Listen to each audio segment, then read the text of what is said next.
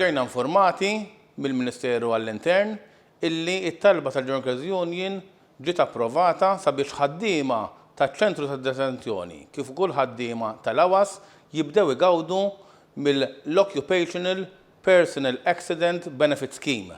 Din hija skema li l-Gvern kien daħħal fl-ewwel darba fl-ewwel ta' Mejju tas-sena 2019.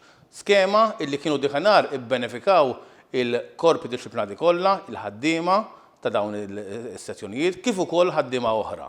Dakinhar il-Journalers Union kienet saħqet illi din l-iskema għandha tiġi estiża għal aktar ħaddiema. U llum qegħdin f'pożizzjoni illi l-Gvern aċċetta t-talba tagħna biex dawn il-ħaddiema tad-DS u tal-AWAS jibdew ukoll igawdu minn dan il-benefiċċju.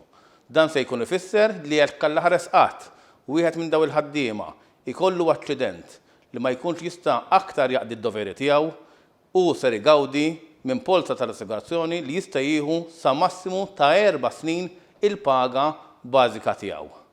Naturalment dan il-benefiċċju ħajibdew igawduh immedjatament, l-iskema proprja ħad tibda mill-ewwel ta' Ottubru u naturalment se tiġi mħabbra fil-ġranet li ġejjin.